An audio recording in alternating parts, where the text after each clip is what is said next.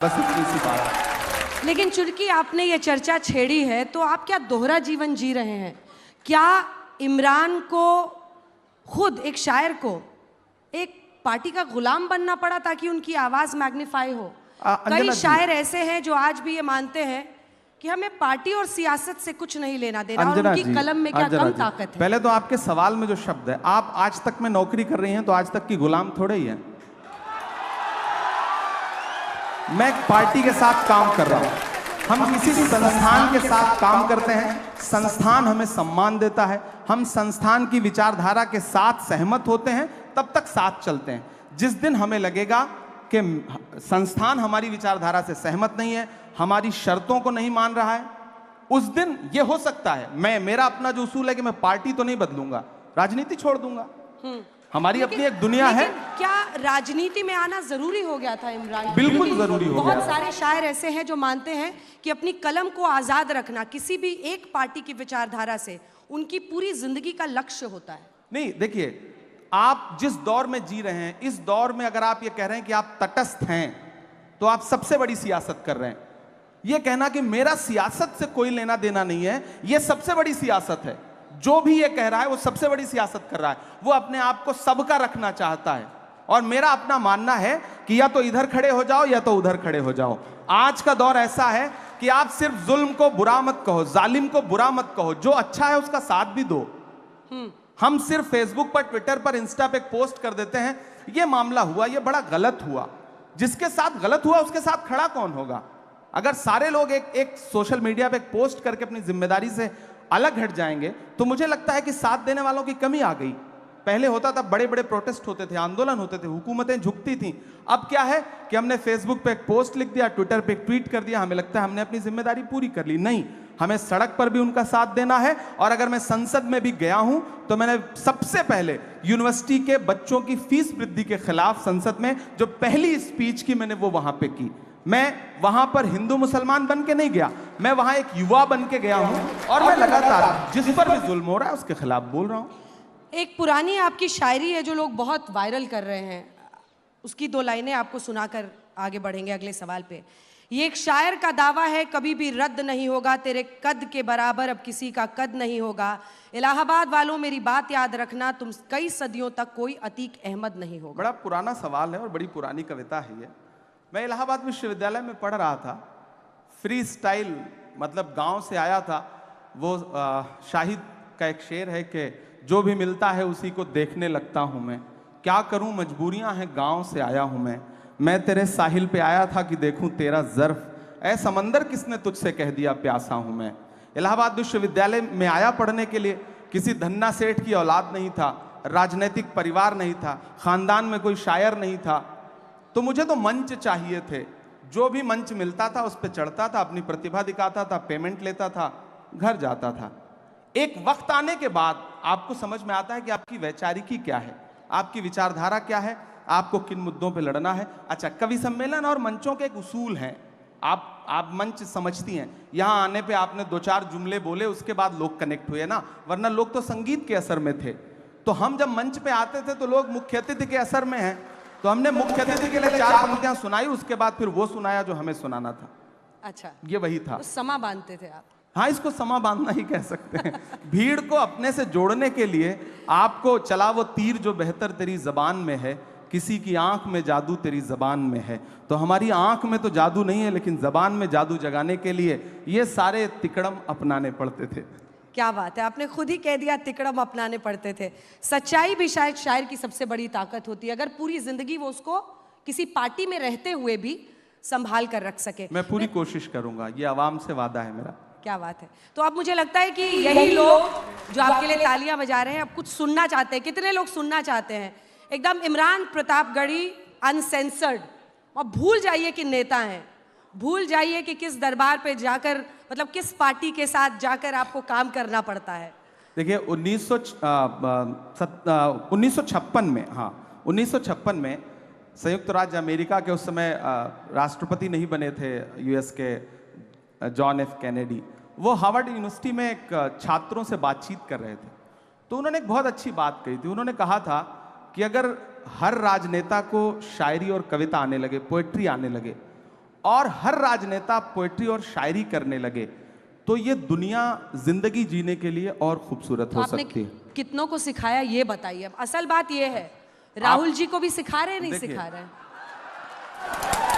सबसे पहले तो मैं देश की पार्लियामेंट में पहुंचा हूं और पिछले 2 साल की पार्लियामेंट की तमाम जो स्पीचेस हैं उठा के देखिए, आपको लगेगा कि सारे लोग शायरी सुना रहे हैं।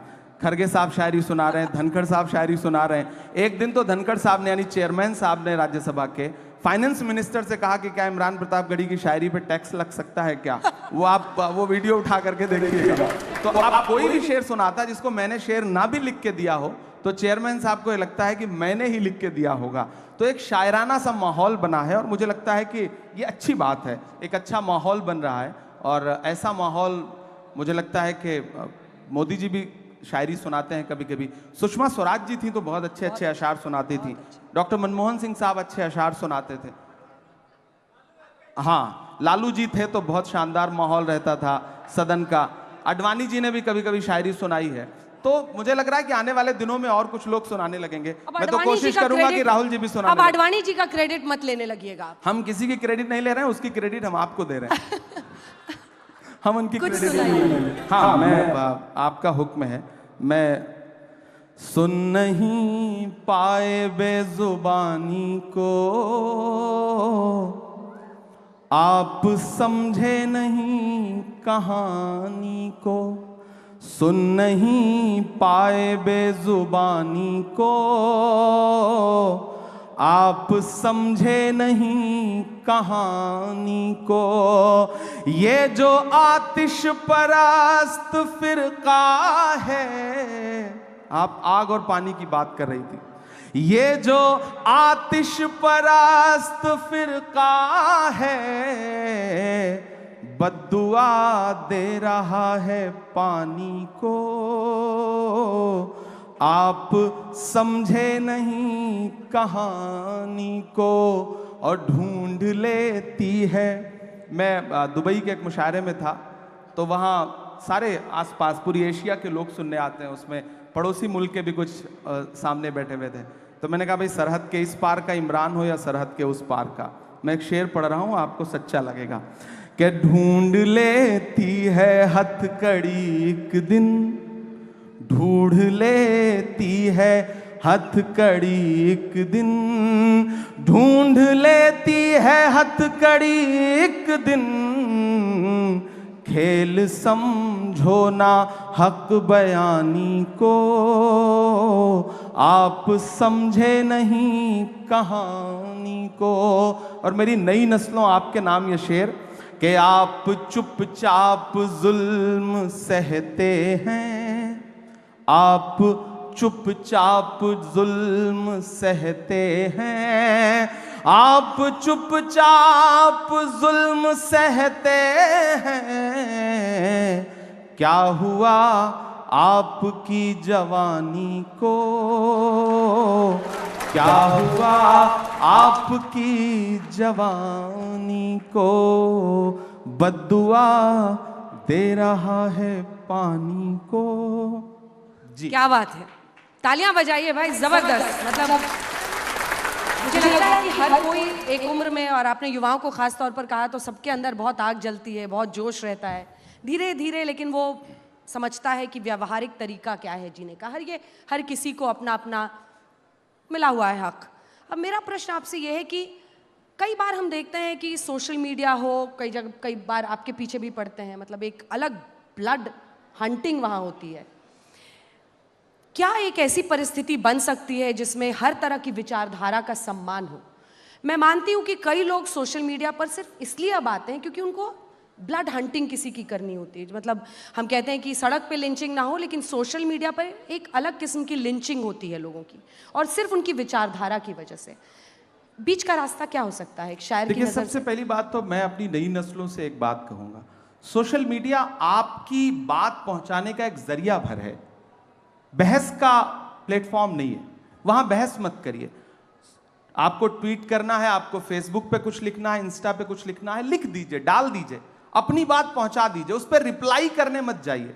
कमेंट पढ़ने की जबरदस्ती कोशिश मत करिए, और पढ़िए भी तो किसी को रिप्लाई मत करिए। आप रिप्लाई करेंगे और आप सोचेंगे कि सामने वाला आपसे सहमत हो जाए, तो वो तो ऑलरेडी उसका तो काम है ना, वो एक पूरी पेड टीम बैठी है। तो ऐसे में उससे बहस मत करिए, लड़िए मत, अपनी बात रख दीजिए, तो शायद बचे रहेंगे। वरना हम सबको झेलना पड़ता है, और बहुत सारे लोगों पे इसका बहुत बुरा असर पड़ता है। हम लोग तो ऐसी दुनिया से आए हैं गांव में कि अगर आपके खिलाफ आपके अच्छे अच्छे जो पोस्ट हैं उस पर जो कमेंट आते हैं उसको अगर मतलब माँ और पिताजी पढ़ लें तो शायद आपका सोशल मीडिया छुड़वा दें कि बंद करो ये सब, ये क्या तमाशा है। लेकिन आपको जीना भी है, मीडिया तो आपको दिखाएगा नहीं, तो सोशल मीडिया का सहारा भी लेना है। तो ऐसे में हमारे पास माध्यम क्या है? हमें लोगों के पास जाने के लिए एक तो मंच है, दूसरा वो वाला प्रपंच है, तो उससे निपटना ही है। तो आप कैसे पार पा सकते हैं?